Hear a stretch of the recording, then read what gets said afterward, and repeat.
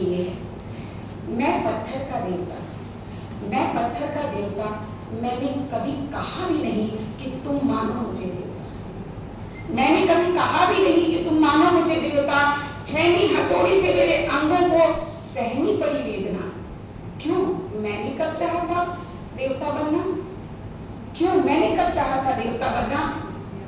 तुम्हारे लिए, सिर्फ तुम्हारे लिए सहा मैंने सारा दर्द। देखी मैंने तुममें आस्था और विश्वास की एक किरण, देखी मैंने तुममें आस्था और विश्वास की एक किरण, और मैं बना देवता सिर्फ तुम्हारे लिए। इसलिए नहीं कि तुम्हारे कर्मों का भागीदार बनूं, इसलिए भी नहीं कि तुम्हें फल दूं तुम्हारी इच्छा के अनुसार, इसलिए भी नहीं कि तुम्हें फल दूं तुम्हारी इच्छा के अनुसार, इसलिए भी नहीं कि तुम्हारे दुख को मैं सहूं अकेला, इसलिए भी नहीं कि तुम्हारे दुख को मैं सहूं अकेला। ये तो तुमने माना था ना, पर कहीं सच ये तो नहीं खोखली है तुम्हारी आस्था, पर कहीं सच ये तो नहीं कि खोखली है तुम्हारी आस्था, सतही है तुम्हारा विश्वास, स्वार्थ से भरे हुए हो तुम। सोचा कभी तुमने कब किया था मैंने वादा तुमसे? सोचा कभी तुमने कब किया था वादा मैंने तुमसे? सोचा कभी तुमने? मैं कर ही नहीं सकता, मैं वादा कर ही नहीं सकता। अगर मैं देवता बना हूं तो सिर्फ इसलिए कि हर सुनने में तुम्हारे साथ रह सकूं।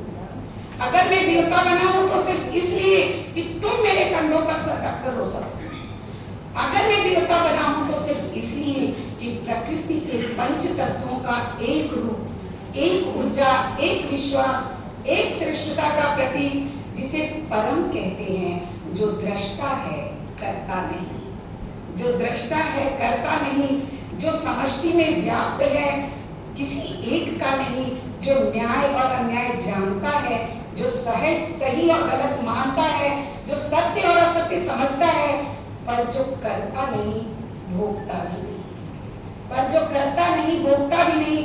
संक्षेप में कहूं तो सर्वज्ञ हूं, निर्विकार है, निराकारी है, निस्वार्थ प्रेम के साथ, निस्वार्थ प्रेम के साथ अगर कर सको मुझसे निश्चल प्रेम, एक बालक की भांति ईश्वर को मुझ में आरोपित करके, तो आकार दो मुझको, मुझे पूज सको, तो मैं सदा देवता हूँ, भले ही पत्थर का, भले ही पत्थर का। वाह वाह वाह, बहुत खूब।